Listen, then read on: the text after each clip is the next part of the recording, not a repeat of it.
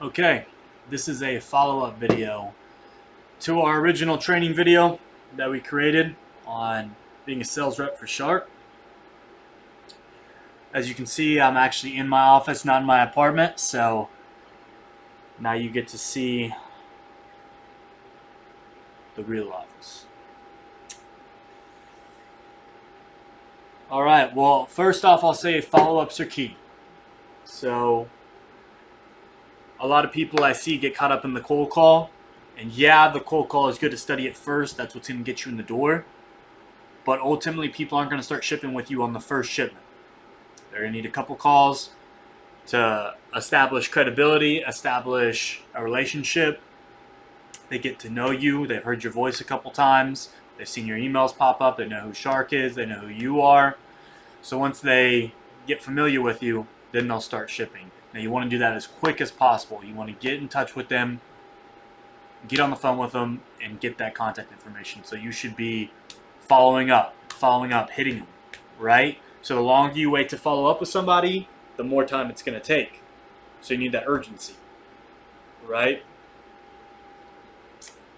So follow-ups are key. Emails. You should email everyone, but not use it as the only tool. Now, emails are a wonderful tool. It's like a cherry on top. If these aren't real statistics, but it's just a ratio. If you close 20 or 30% on the phone, then you close 5% over email, right? So it is there are good and bad emails, but the best email isn't as good as an average call, right? So calls are definitely important, but emails can be a tool, and there are good and bad emails. I'll talk a little bit about what's a good email, and what's a bad email. What is a bad email? If you are talking too much, if there are multiple lines inside of your email and too many points, no one's going to read that. So the best thing is to read it out loud and read it out loud to yourself. If you find yourself kind of stumbling or kind of losing momentum, you're losing traction, think about what the person reading that's going to think. They're going to not read the entire thing, blank, block. I'm not talking to this person again. So you want to keep the emails very simple, very to the point. Have the goal in mind, that the goal is to get some business from this person, establish a relationship, not spiel everything. So you want to get information from them, not just spew what we do and all the capabilities to them, because that could be endless. I could talk for 10 hours about that. That's not what we want to do. No one wants to listen to that. They want to know what they need and how you can fix it, and how you can provide a solution, how you can provide value, right? Value. So if they're a company that needs hot shots to hold this particular thing, then that's all you want to talk about. It's like if somebody comes into a dealership and they need to haul their horse trailer, and you're selling them some sports car and talking about how fast it goes, all the different features about it, and you go on for 10 minutes and they go, well, I need to haul my horse trailer.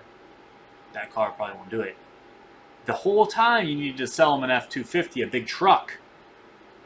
But the entire time you spent talking about the sports car when you didn't even know what they wanted. So you gotta listen to what they need.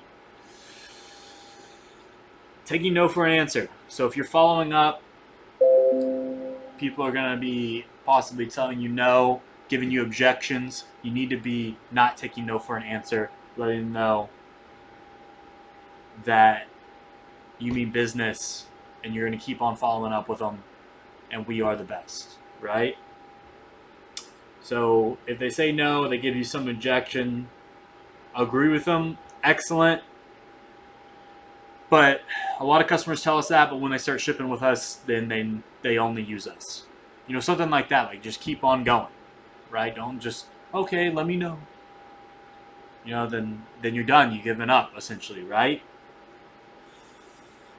So keep on following up people, provide value, show them that we mean business, that we're prepared to work with them. You want to create urgency. Like, not that they can use this whenever, but It's urgent. It needs to be now. It needs to start going. We need to start moving.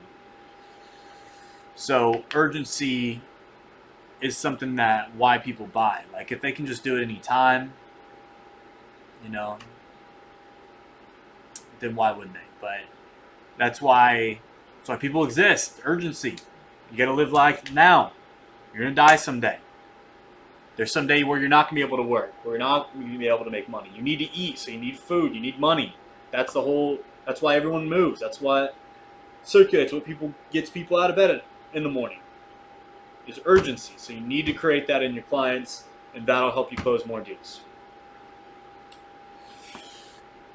So those are some basic tips. Those are some things I just wrote down. If you do those things, you're well on your way to being successful on your path. So get out there and make it happen.